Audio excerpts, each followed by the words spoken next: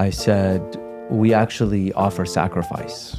And I just paused, and he like turned to me. He's like, what are you talking about? I said, yeah, we actually offer sacrifice at the mass is what we call it. And he's like, what do you sacrifice? Like, what are you talking about? And I said, we sacrifice a human being. Because I think when we speak, we impose on God still our broken reality. And God is like, I have a better story to tell you. Just receive the story, believe in it, hope in it. As compared to as opposed to the comparison. How is everybody doing today? Are you guys ready for your ordination? Getting there. Getting there? Getting there. Yeah, this is a special episode, obviously, as you guys can see. I think, it's called Feeding Fathers. I'm currently the only father this time, but in a few days, you guys are all going to become fathers. That's amazing. We have a huge event coming up for our diocese. It's September 8th, right? Monday, September 8th. Monday, September 8th. It's the feast of the Nativity of Our Lady. Nativity of Our Lady. Beautiful. Yeah. 3 new priests for our diocese. And I'm so happy that you guys are all here today for this very special episode, man. We said that you weren't going to be here because you're on the last episode. So we said your next episode, you're going to be a priest by then. Yeah. But then we decided to do this. I was deceived. You were deceived. And the people were as well. So next one for sure, you'll be a priest. Next time you're on. Inshallah. Very nice. So can you guys just... You're Deacon Mark, obviously. You want to say something for the viewers about yourself? Right. So I think I'm the diocese's first Canadian here. Oh, okay. So yeah, not yet an American citizen. Oh, wow. Hopefully in a couple of years. Hopefully. Shout out to Windsor, Ontario, my hometown. Nice. There's one Chaldean church out there, right?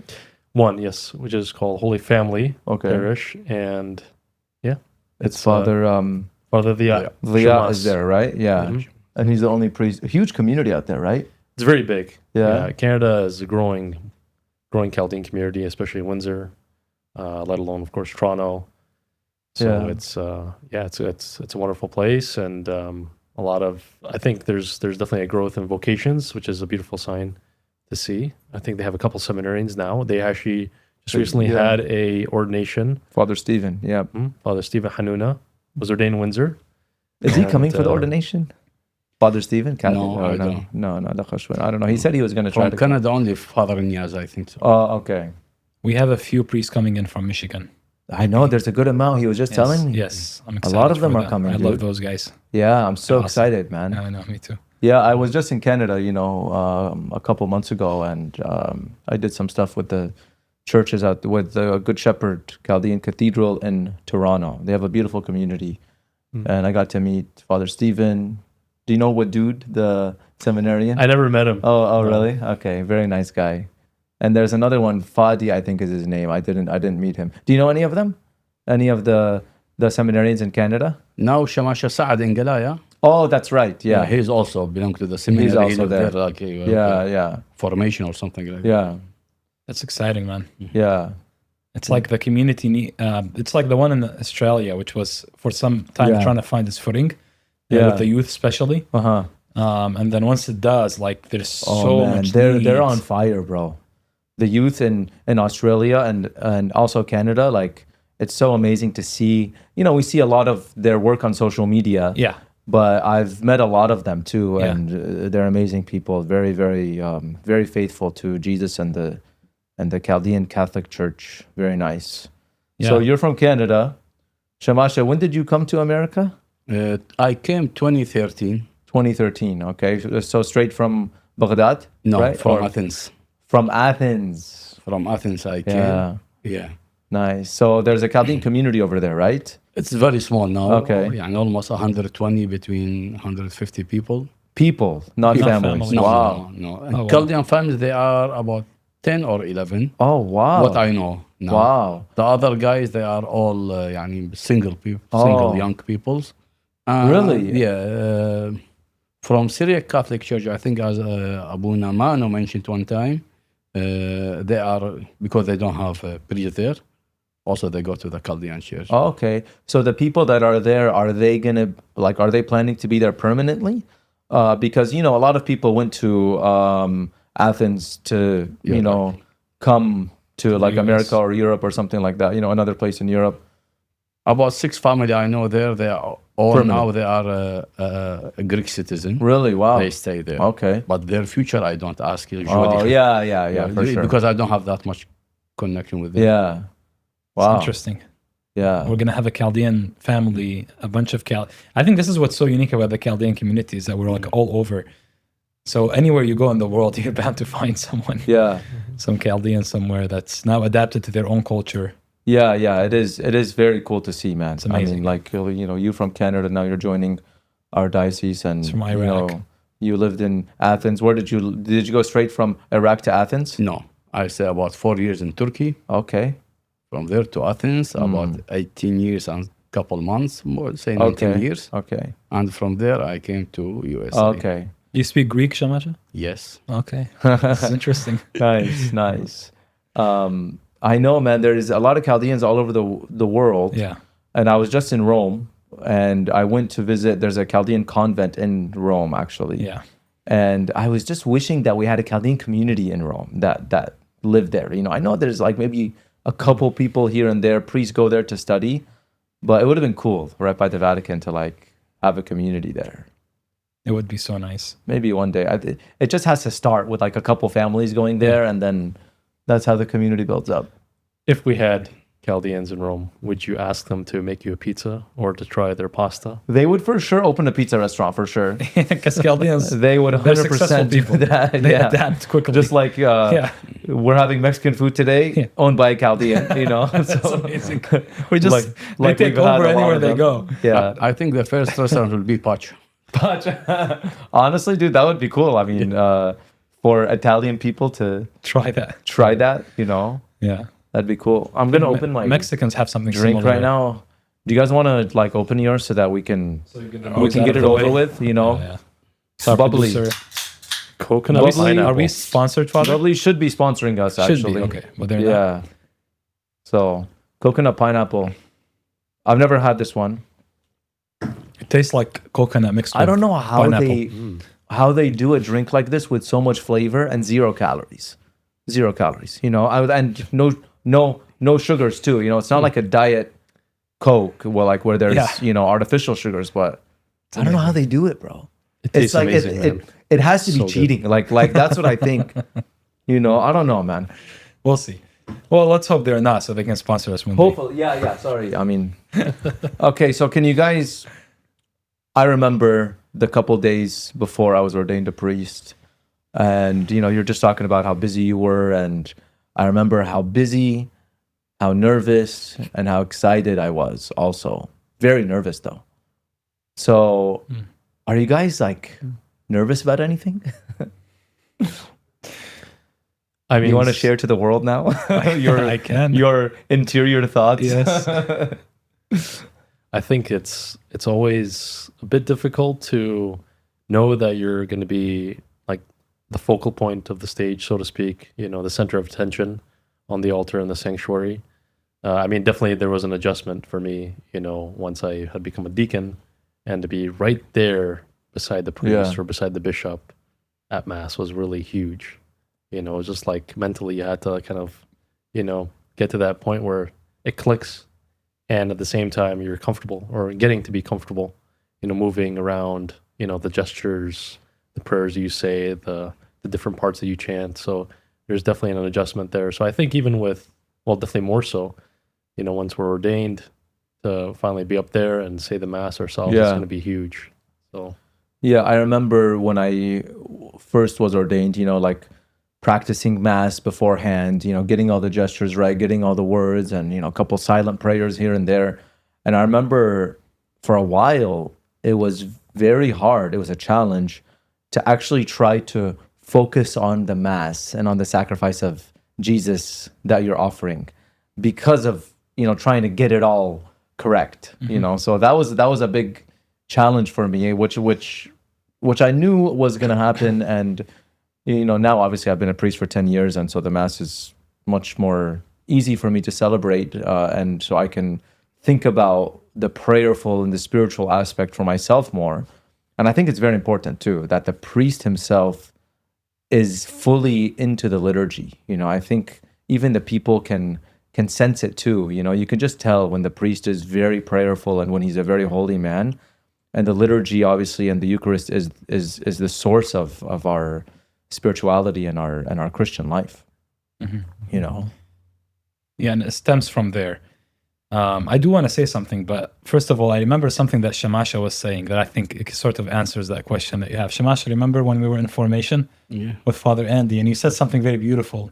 I say when I was in the retreat, you mean? When Yes, I say you said you were reflecting in the retreat about the mystery of the I was Mass. thinking how, as a human being, and how can we say, okay, this is my body, this is my blood, or hana وبغر hana ودم. Yeah. Okay, I was sitting in the church there by myself because I did 2-3 days silence. Okay. There. Yeah. Sorry, guys, this phone I don't. It's okay. Okay. For that, I asked Father Andy, and he give us a very beautiful answer was when he said, just keep it in your mind every time so you think about the Eucharist. That thing is very, يعني, we're not worthy. Yeah, we're not worthy. Yeah, that's one of the thoughts that always strikes me personally. It's like, how am I, made worthy, or really unworthy? But this is the same sacrifice that Jesus offered 2,000 years ago on the cross. And on the Last Supper, he was sitting there and he did the same gestures and he offered the sacrifice. And so it strikes me. I forgot who it was that didn't believe in the Eucharist. I don't know if it was a Protestant or an atheist who said, if this is actually the body and blood of God, I'd be on my knees and hands crawling up to the altar. Yeah. Not just walking up, not just, so I think it's that the mystery of what's happening, it sits in more and more. I think that the more you get into the liturgy, the more intimate you become with it, the more you understand what it's doing in your life, in God's plan of salvation, and what he's done 2,000 years ago, that is just such a wonder. It's like, I get to say these words of consecration, and that bread becomes the body of God in my hands. Yeah. And to be able to be given that power is just, it's so remarkable to think that this is what the Eucharist actually is. And I mean, we have to constantly be elevating our minds to these great mysteries. That's what the word means. Raza means mystery. The divine mysteries, Raza Alahaya. And so we have to constantly be doing that. And I hope that our people also can be understanding the value of what the Eucharist actually is, because I think a lot of people don't understand, like this thing you just said right now about this is the one sacrifice of Jesus. The Mass is the sacrifice of Jesus. It's not like a reenactment. You know how like on Good Friday we have performances and plays. That's not what this is. And it's also not us offering Jesus again and again and again, right? This is the one sacrifice of Jesus being made present in our own time.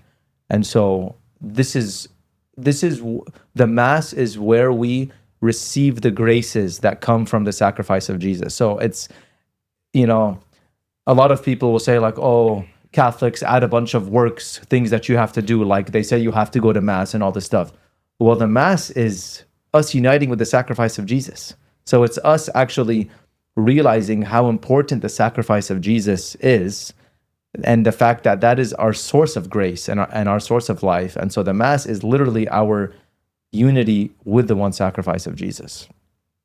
And are conforming ourselves to it. Yes. Because, I mean, that saying that you become what you eat. Mm-hmm. Yeah. It applies with Christ. Oh, it's yeah. Like that's in the smallness and in the humility of the Eucharist, we're given a model for life. Mm-hmm. We're given a way. It's paradoxical in the Christian life. You always hear, whoever lowers himself will be exalted. Whoever empties himself will be, filled. He who tries to control will lose control over his life. But he who loses his life will gain it. I think the Eucharist is just a good, it's the perfect summary of that perfection of human life and happiness. Yeah. If we can imitate the Eucharist, that's why adoration, for example, But again, like as a priest, I'm going to be able to take that body out of the tabernacle and present it to the people to adore the one living God, and in that, hopefully, try to become Him in His humility, in His simplicity. So, I think for me, the ordination right now, it's both. I'm trying to understand the mystery of God and His greatness that's being given to us in such a humble form. That it's challenging the way I think about life. It's challenging the way I believe, at least innately, about what will make me happy, which is oftentimes trying to control things. But the Mass is like, no, now this is God offering Himself up, and you have to participate in that.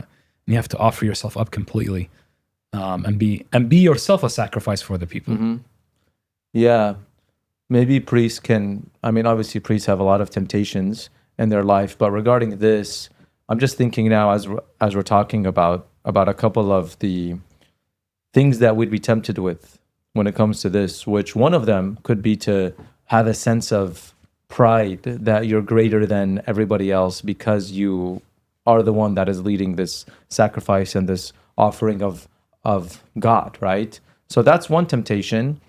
Another one is to see the Eucharist and the liturgy, as well as all of the other sacraments, as just a part of your job, right? Like that you just have to go and you just have to do this just to do it, right? And so I think both of those things, we have to be very aware that these things might be temptations for us. And I think the way to overcome these is to see yourself being sacrificed with Jesus. And I think that's the main thing.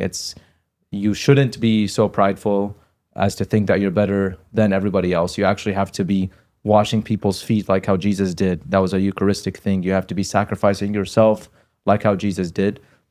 And the Eucharist is not just another one of your jobs, right? It's your whole life. And when you see it like that, it's going to make your priesthood a lot more meaningful on a daily basis.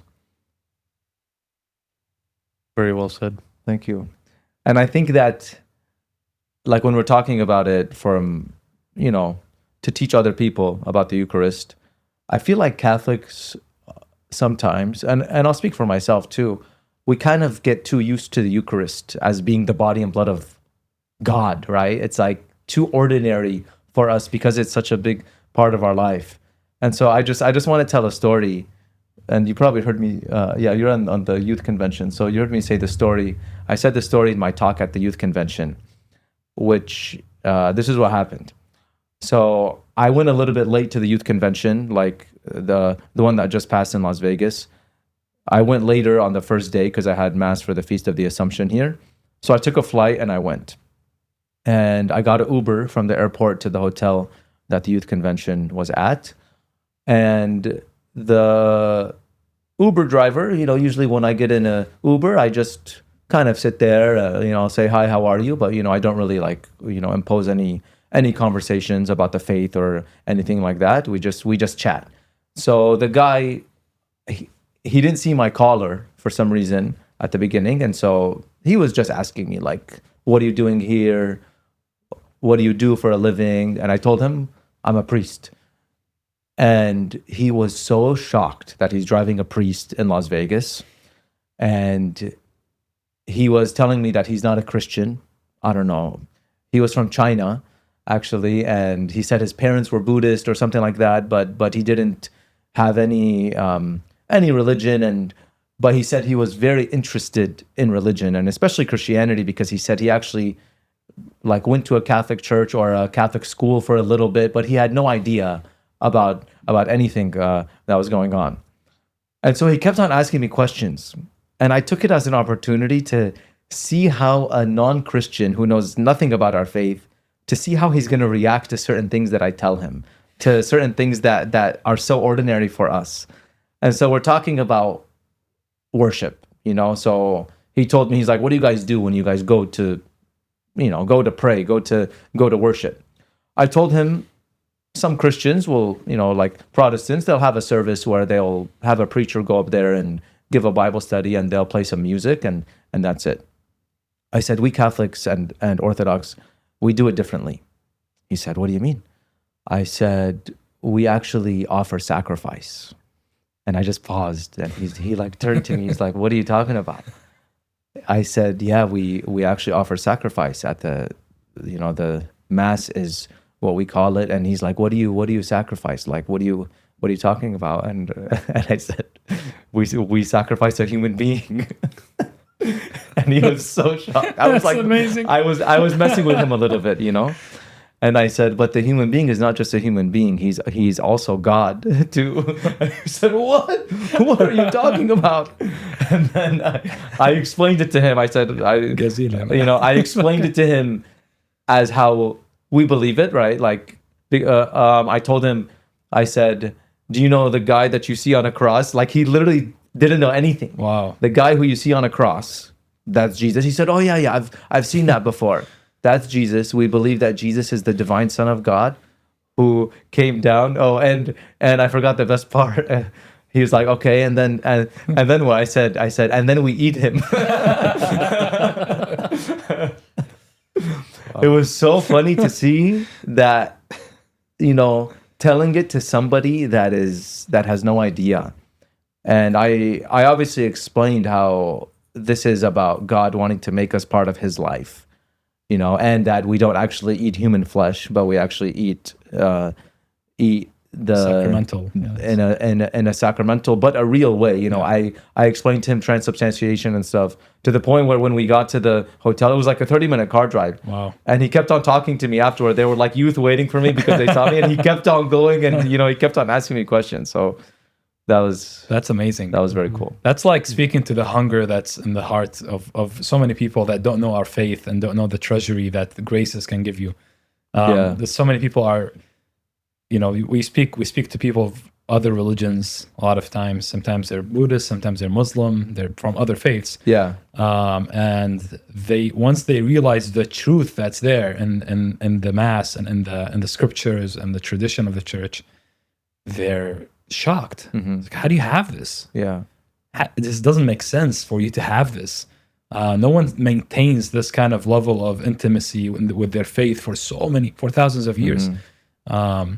And then you also have the people that don't have like an understanding of the Qurbana as Christians, because in the early church they would call us cannibalists. Yeah. And there's a reason why they called us that, because every single Christian then believed that this was actually the body and blood of a man, Jesus Christ. So you know what the word cannibal means? No. Cannibal means a human that eats another human. Okay? So that's what the other people who don't understand the doctrine of the Eucharist, that's what they accuse us of, So how are we not cannibals? Do you know how to... Marky? Well, putting on the spot there. We're not biting into flesh. Exactly. So that's the main thing there. It's a mystical partaking in the body and blood of Christ. So it's something that goes beyond our comprehension. Mm-hmm. Something that we can't tangibly see in that way. What's tangible is the bread and the wine that's still there. The elements are there. But mystically, spiritually speaking, we are communing with Christ. Mm-hmm. We're being made one with Christ in that way. It's something that certainly if someone does not have like a faith background and that Catholic background, it's going to be hard to understand. But I think that's what faith is about. So it's about seeing how all of the mysteries, the works of Christ when he came, through his incarnation, was then made manifest through the apostles. The church is the continuation of the incarnation. As one priest I heard said beautifully. And the incarnation, that's nice. That's beautiful. The church, you said, is the continuation of the incarnation. That's beautifully said. And the incarnation, for people that don't believe in the Eucharist, if God could become man, which is a lot more radical, it is a radical thing. And he lowers himself in doing that. So why can't God radically lower himself to become something so accessible to us? Yep. Which is why our faith is incarnational. Our faith is something that, again, the Eucharist is a model of life too. Yeah.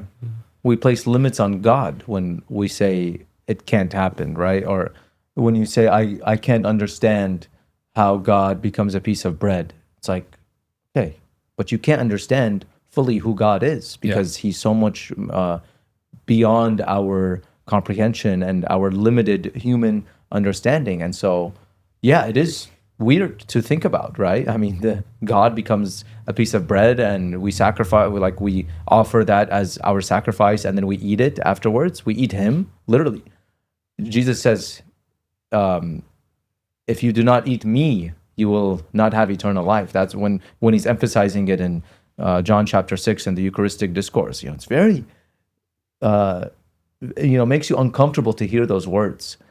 And it did at the time of the apostles when Jesus was first saying them. And it does also make people very uncomfortable nowadays too, The image that I chose for my priestly ordination card, the prayer card, that also has like the date of the ordination, the first mass. The image I chose is of a Greek icon where Our Lady and the child Jesus are within like this huge kind of fountain basin, but also it can be seen as like as a chalice. And really? There's this water that's flowing out, just like as you would see with like a fountain, and that stirs the image, recalls in the passages in the Bible where Jesus says, I am the water of life. I am, he who you want in order to receive that everlasting and that quenching of thirst that we all have. And I think that ties really well with how, nourishment through food is essential to human life. But, water as well plays such a huge role, whether it's through a baptism, whether it's through, the, I guess, the drink that we receive in the chalice, via the Eucharist, so I think it really plays an essential role. You have in the Old Testament, the Israelites that are in the desert and they're dying, they're hungering from thirst. That's a very good image for the Christian life today. It is a desert. It's a walk in a lot of suffering and pain and tribulation. And Jesus says so, whoever does not deny himself and pick up his cross and follow me, it is a difficult life. We can escape it with the illusions of idols. We can escape it with technology, with money, with comforts, with sin. We can try to control this reality, or we can choose to respond to the reality. But we don't get determined the reality. The reality is given to us by God. This is why it's so frustrating but not discouraging. At least someone is seeking the truth. But I hear people, young men, seeking the truth and say, well, I believe this about God and this about the Bible, but not this. I like this about Jesus, but not this. But worship is not something that we get to decide and to determine. Just like the creation of the world is not, or the creation of your own life or the family you entered is not something you determined. Or your characteristics and habits, sometimes even our dispositions are given to you from birth, from your parents, or the way you're raised. So it is so easy for man to find an excuse around the great calling of being someone who is living a sacrificial life, which means conforming yourself to the image of your Creator, conforming yourself to God.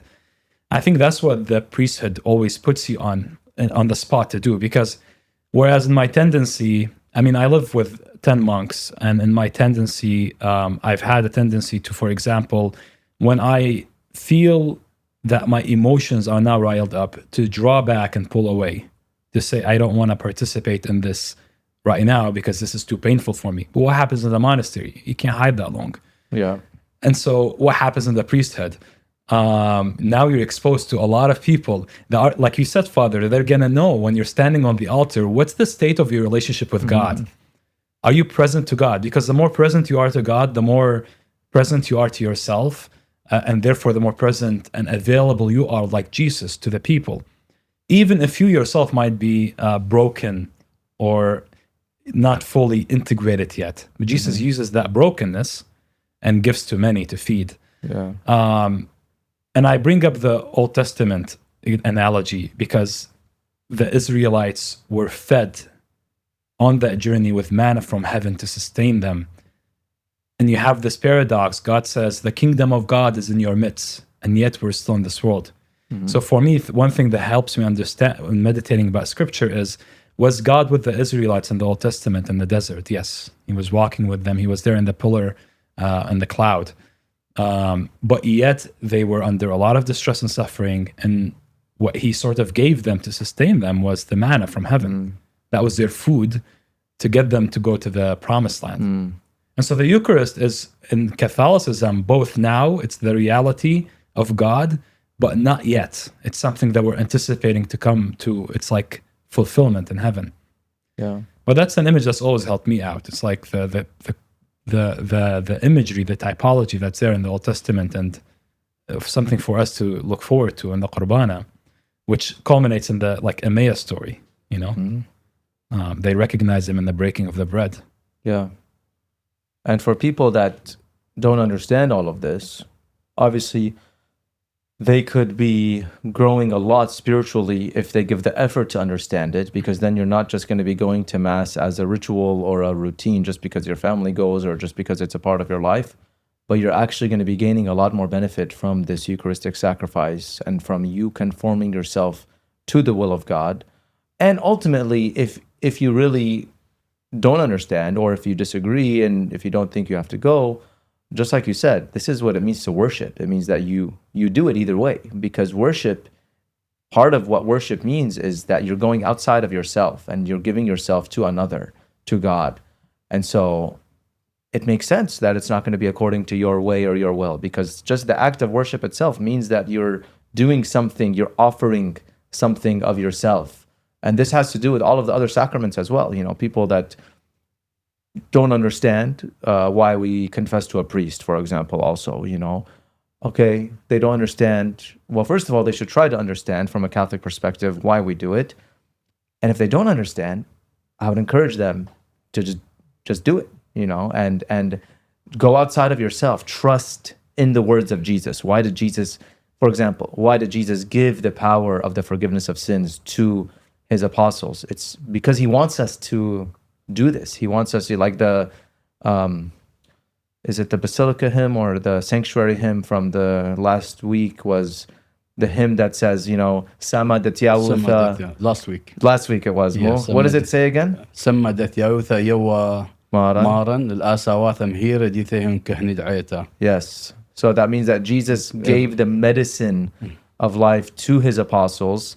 And so then it says, what does it say for us to do? He said to the priest of the church, okay, everyone who has to come to show his sins. Show the wounds. Just like you go to a doctor and you have to show your wounds, you have to be exposed so that you can receive the healing. That's what the sacrament does for us. And so, you know, these are things that we learn and that I hope Catholics will understand, but even if they don't understand fully, it's okay.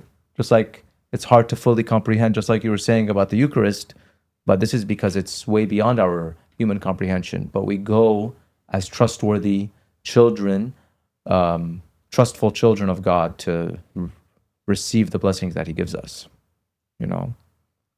So you spoke about the image that you had on your priestly card. Can you guys tell us what you chose as your image? I chose the Holy Family. Okay. For that, because I served in around the world. Yeah. In Turkey, in Athens, and here in Iraq also. For that, I found the whole world is one family. It is, yeah. Yeah, but I choose that. Yeah.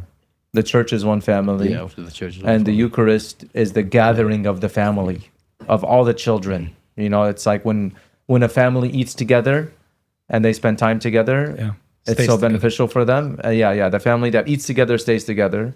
The family that prays together stays together. And it's the banquet in Revelation, right? Yeah. It's the heavenly banquet. Very nice.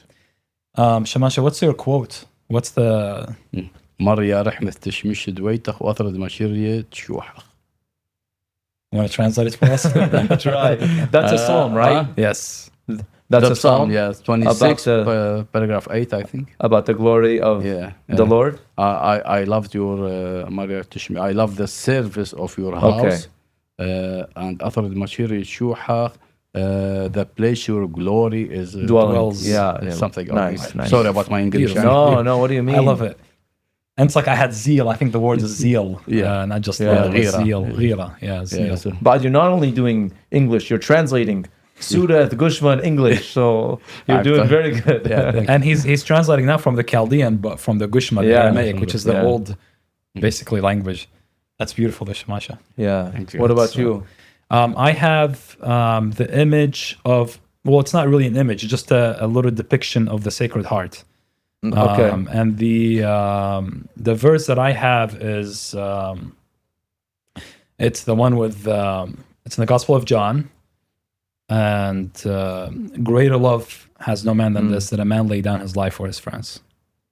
Beautiful. So I saw that tied well with the ministry of becoming self-gift like Jesus is with the priesthood, you know. Yeah.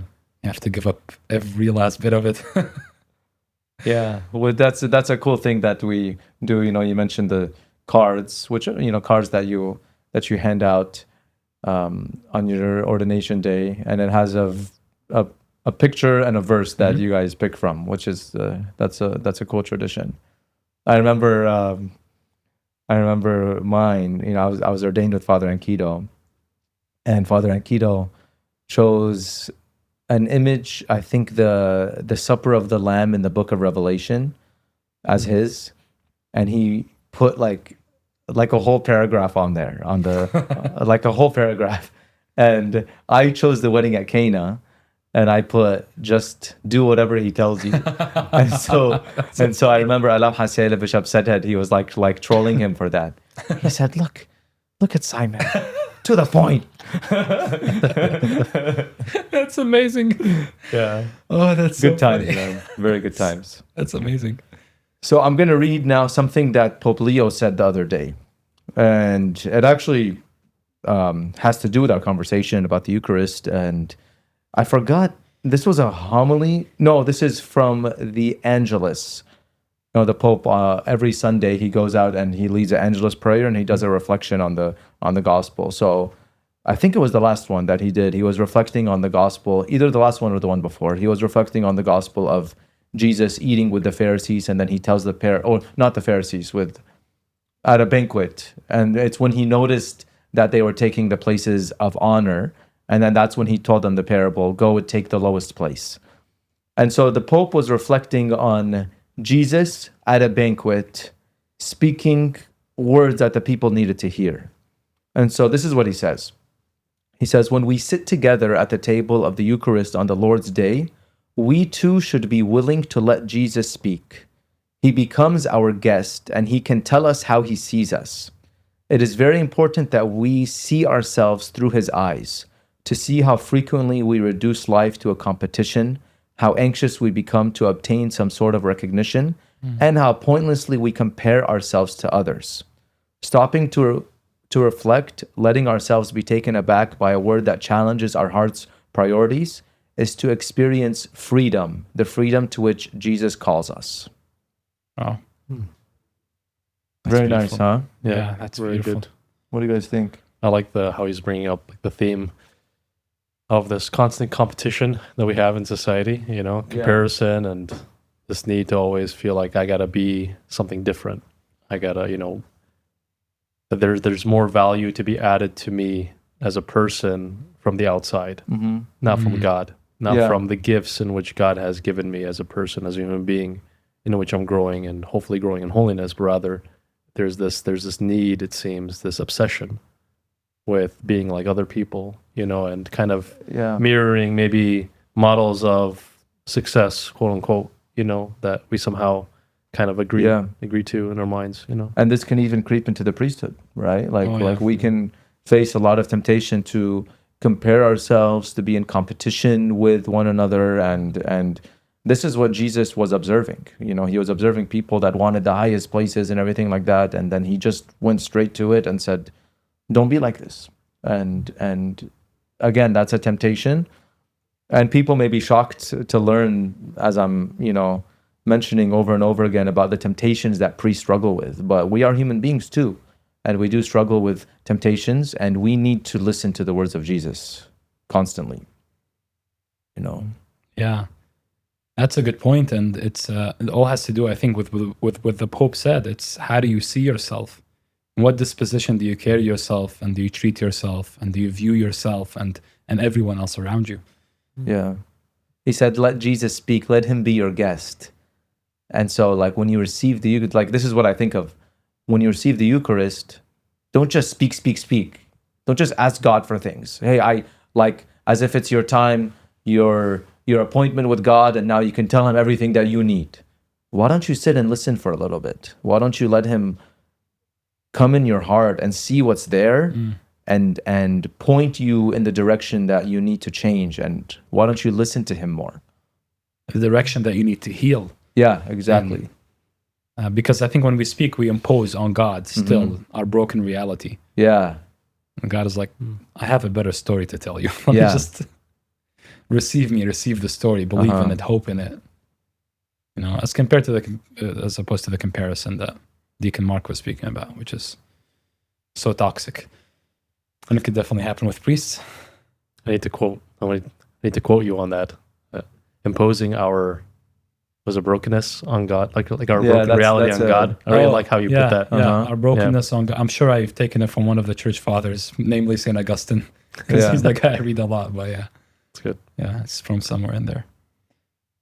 And he wants to pull us out of that brokenness and heal us from it. But we sometimes dwell so much on that and not on the way out, which for these people, for example, you know, the image that the Pope uses of letting Jesus speak, their way out of their pride and vanity is to go take the lowest place, right? And so God is calling you to do something that you don't want to do. He's going to call you to do something very radical that's going to make you very uncomfortable.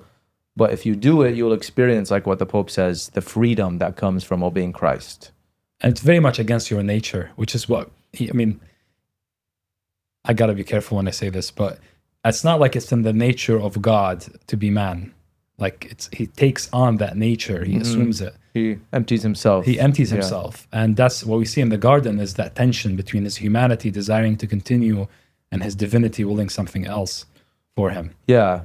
It's not like he came down and said, oh, I want to see what it's like. I want to go to the beach and chill, right? No, he came and he suffered as a human being. And so, yes, it was very uncomfortable for him to do that. Yeah, and that's what love is. It's changing on for the sake of the beloved. But then it's that love that informs the way I respond to my pain and suffering, not something else, not my virtue, because that means I'm depending on that virtue. Yeah. It's not my talents, it means I'm depending on my talents. Yeah. This is why, like Father Enkiro said in one of his alms, he said, pay attention to what makes you sad in life.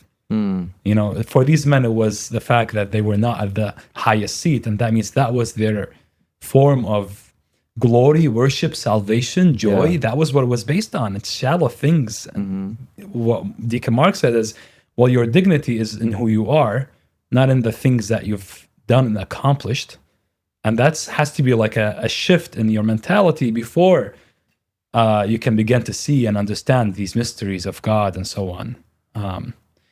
I see that. I notice that because when you fall into sin, the kind of sin that you fall into, it's always, what do you do immediately? Do you turn to God, or do you begin to say to yourself, "Why did I do this?" And you begin to blame yourself, because that's what that says about you, is that your trust is not really in God to begin with. It wasn't something that you had. So, really, anything and everything can be used in a prideful way, even our like life of virtue, or but when we listen to Jesus and allow him to come in, then we know we're not listening to ourselves, to our heads, or to the false past, or whatever it is. We're actually taking on the words of God, and we're trying to live by them. That's freedom, I think. Freedom from everything that you imagine. One thing that's hard for us priests, and I'm sure you guys have already experienced this in some way, being shamasha and deacons, is to sit and silently reflect after you receive the Eucharist. It's very hard because you have to receive, and then you have to go immediately distribute, and then you have to come back and you have to say the prayers and make announcements and finish Mass, and then you go leave Mass, and then you have to go say hi to people and everything. And so it is very challenging. So I really try my best when I'm distributing communion. I really try my best to reflect on the fact that Jesus is in me right now, and this is my prime time to close listen to him speak as he's physically in me. I'm not a priest yet, though, so I'm not struggling with that. Right now, it's You'll like see. Mass finishes and I sit there. I'm like, oh, good. Okay, I get to sit with Jesus for a little bit. Yeah. Once you're a priest, like, you get jumped. Yeah, man. You have to, like, yeah. Yes, so let's continue the conversation over some Mexican food owned by a Chaldean. Amazing. I'm enjoying this conversation, man. Yeah, I know, me I too. wanted to go on, but Very, very yes, good conversation. Let's do the food. Nice. I'm excited about the food. Me too. Yep. Yalla. All right, we got Petrudo Mexican Grill. They're in Fashion Valley by Hotel Circle, right by Town and Country. And this looks amazing. Looks and smells amazing. This place is very special because they use no seed oils. I have everything written down here. Grass-fed meats, wild-caught seafood, organic produce, and organic blue corn tortillas made from scratch. Looks unreal. Dude. Look at this fish taco, bro. We amazing. we did the prayer before the Yes. so. عليهم. Begin. Alehom.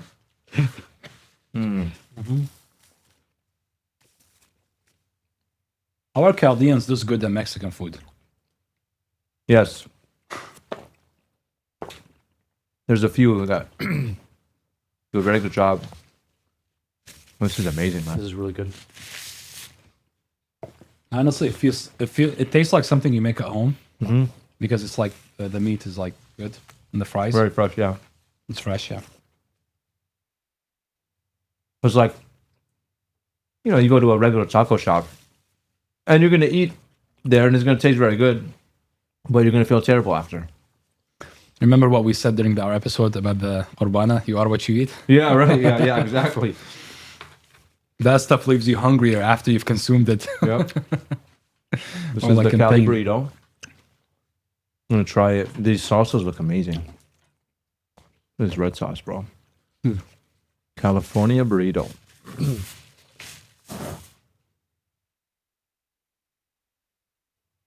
This was my first time eating at Feeding Fathers Really? because the last 3 times it was dessert. Yeah, we do dessert for the nun ones. Wasn't there a comment on it that said, like, why don't you feed the nuns too? Yeah, this is every time the Yeah. nuns come over, We you guys are- are just having Oh, dessert. yeah. But when the They priest- don't know it's our thing, that was really funny. They think we're like being biased towards the Yeah. nuns. Yeah. I want to talk to keep the convo going, but the food is so good. It's amazing. This is really good, yeah. Sauces are amazing. So I was talking to Andrew back there, and I said, I've already had lunch. I said, if I eat too much right now, I'm going to glutton. He said, yes, but if you eat, it's also going to be an act of charity. True. I said, okay, so I'll use charity as my way, as my excuse to gluttony. A spiritual predicament. Moral theology, moral whatever.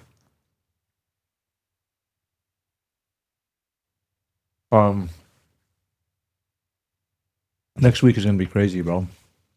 I know, man. Ordination week. It's going to be packed church because 3 ordinations, At the same time.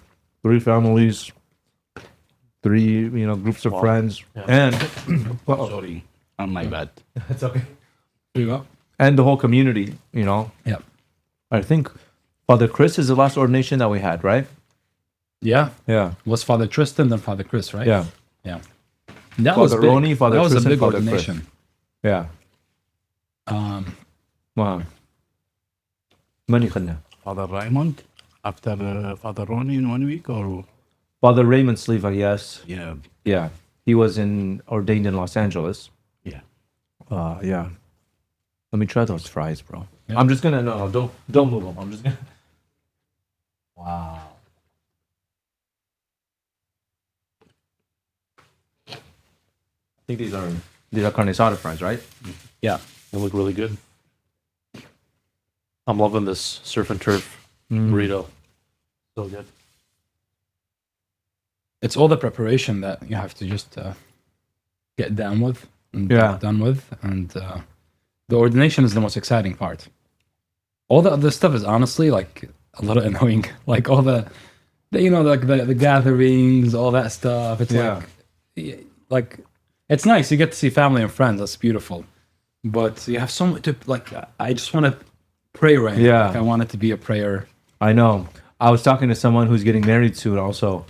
And, he said something very similar. He said, yeah, I'm excited for the wedding, but I just can't wait until after the wedding, Yeah. So like my life is live back to my normal. I get to pray. live a married life, Yeah. And so that's how it's going to be for you guys. Are we allowed to say where you guys are going, you two, after? Yeah, I think so. Right? Technically, it's public, Yeah. Okay. even though it wasn't really announced in San Diego. It'll be announced at the ordination. Okay.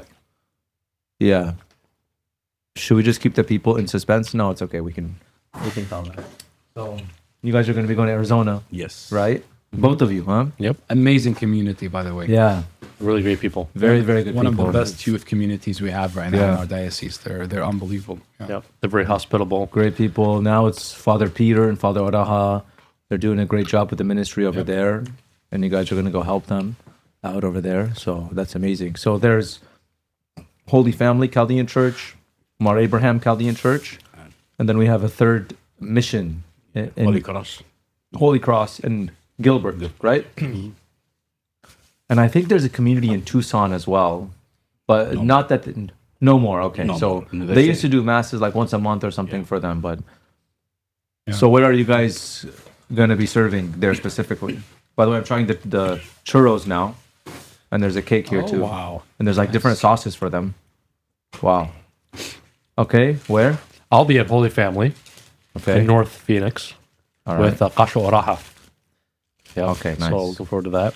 So you're gonna live there with him, right? Yes, sir. Yep. I will stay with Father Peter Okay. in St. Abraham Church, Mm-hmm. and I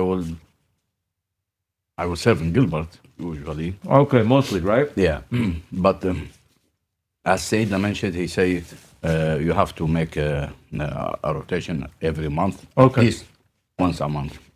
With the other churches, right? Yeah, You want a churro, bro, or no? I do want a churro, actually. They have maple syrup. I think caramel. Thank you. Amazing stuff. If we tried everything they have, we'd all definitely be committing gluttony. But I just want to try this cake right here that they brought. I think it's a tres leches cake because it has like milk on the bottom. Look at that, bro. How unreal does that look? It's crazy. Wow, man. So you guys are staying in San Diego for like a month or something, right? yeah. So far, yeah. Yeah. I'm gonna do the mass schedule, so I'm gonna put you guys on the schedule for the month.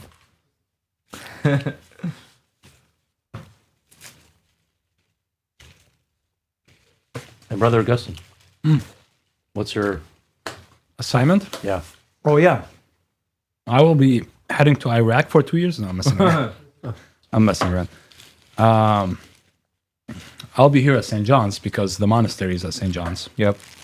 As long as the monastery is near St. John's, I have to sub St. John's. Yep. Because but I love this community too. So It really is a blessing.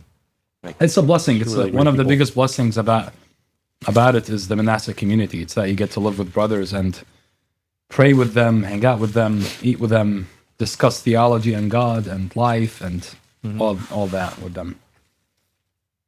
And you're gonna be obviously, doing masses And all that, yeah. In San around Diego, San you know, Diego it's here and just, there. I think I know the priest that does the scheduling. He does a pretty good job. I try. I try. And so, So, what else do people need to know? There's a holy hour to pray for you guys holy on hour Sunday is- at St. Peter's. Yes, Sunday, at 8:30. 8:30. 8:30 p.m. Sunday, September 7 at 8:30 p.m. at Okay. St. Peter's, yeah. And then the ordination mass 6 Monday p.m. at 6 p.m. at St. Peter's. And then our first masses, my first Yeah. mass will be on Tuesday at 10 o'clock. 10 10 a.m. o'clock here You're- at St. you're John's. Tuesday at 9 o'clock at St. Michael's, Church. Shamasha. And then I'm going to be the same day at 10 o'clock at St. John. Yeah. And then Deacon Mark will be on Wednesday, Tuesday. Tuesday night, Also 6 p.m. Tuesday at 6 p.m. at St. Peter's. at St. Yep. Peter's. So all of us are on Tuesday, but just 3 different churches. Yeah. I'm gonna finish yours and then speed to St. John Church to get to his. I think that's going to be the case. Yeah, a lot of those. This cake is unbelievable, man. Tres leches, it's like caramel, cinnamon, something, It does look almonds. Unbelievable, man. but the churros are really good. What a great place. Thank you so much to Pichudo. I think I'm saying that right. I hope I am. Mexican girl. Yeah. And thank you guys for being here for this episode. Thank you, Abuna. Thank you. you. I know it's kind of last minute surprising, but but I'm glad we got it done. That was fun. Yeah. Cool. All right. Well, next time you're on the show, we'll be calling you guys fathers. And Akid, for sure? Yeah, because now it has to be for sure because we don't have another episode. Oh, I should say, and I'll tell the producers as well that we will, because next week is ordination week, so we will not be filming an episode next week. Okay. So we just encourage all of our viewers to pray for the mitsimana. That's what we call you guys, like those that are gonna be ordained. That will be blessed. Pray for them. Come and receive a blessing from them. Afterwards, you get an indulgence, right, from a priestly There's an blessing. indulgence within the first year of a priestly Yeah. blessing. So there's some extra power in there. Fresh Holy Spirit. Fresh, but the Fresh first day grace. doesn't matter. So like, it's not about the first day because Yeah. I heard everyone jumps to the first day. Yeah, they do. They want the freshest Holy Spirit from them, man. Fresh. That's so Yeah. Cool. Well, all right, guys. Thank you, Thank you all Father. for watching. Peace out. you.